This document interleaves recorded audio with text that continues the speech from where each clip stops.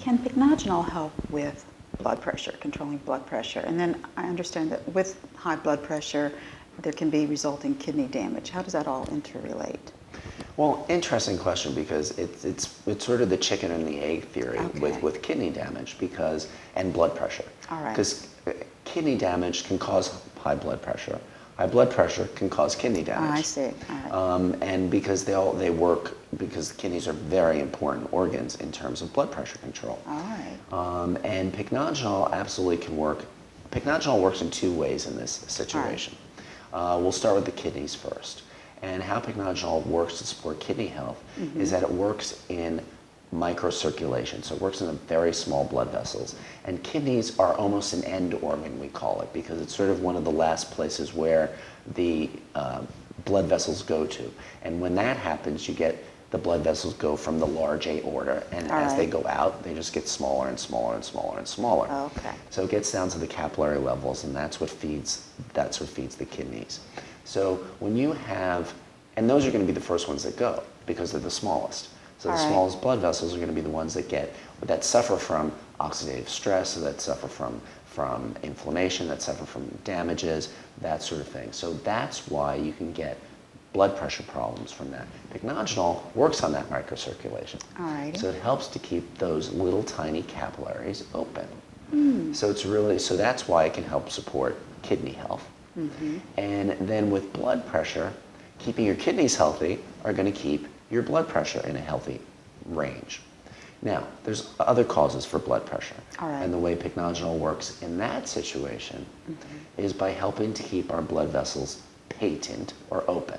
Because what is the term? Patent. Okay. Just another, keep of course, our fancy medical word for open. All right. And of course, we have to have our fancy words so you think we're smart. And so they keep the blood vessels open, and they do that by using collagen and elastin. Okay. And collagen and elastin lines every blood vessel that we have.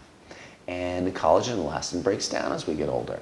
And the way to know that is to look at basically your face and to look at your wrinkles and that sort of thing. And you know that the collagen... That tells you what's going on inside your body. Of course. Everything external, I believe, is a reflection of what's going on internally. Okay. And that's why I always treat patients both from the outside in and the inside out.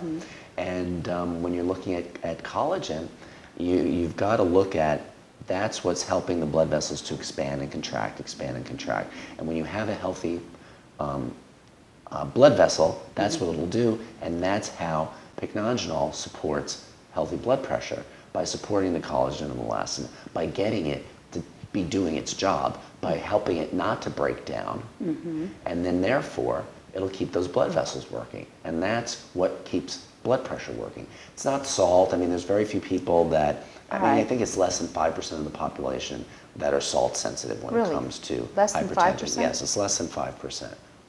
I know, it's one of those things. It's just like, don't eat too many eggs, it'll give you cholesterol. Exactly. Yeah, it's another one of those urban myths.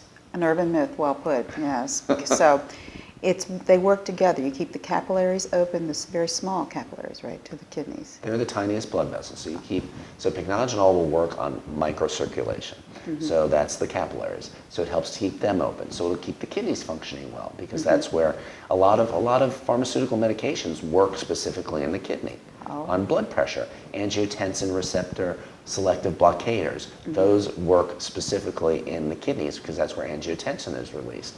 So when you have something like pycnogenol, which is a natural substance from pine tree bark, which is great. I mean, I love the fact that it's from this pine tree. And that you're impressed by that as a physician. I like that too. Well, it's really great. I mean, come on. It's so nice to be able to just find natural products, and the research is there. And it's 40 years of research. I mean, that's amazing. And they keep coming up with new research, which is great. So I love them. I love to support companies that do that.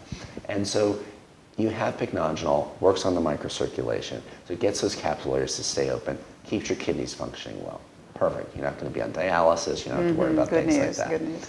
And then you've also got it working on your larger vessels. So it keeps them open, make sure that they open and close and do their things, because our blood vessels are constantly dilating, opening, constricting, closing. So they're constantly doing that It's a constant dance that our body does so that we don't feel anything when we move from position to position. Because otherwise you get dizziness, vertigo, and it keeps the blood vessels open. You keep your blood vessels, the ability to open and close, that's when you're going to have a good, healthy blood pressure. Very good. Thank you so much. Thank you.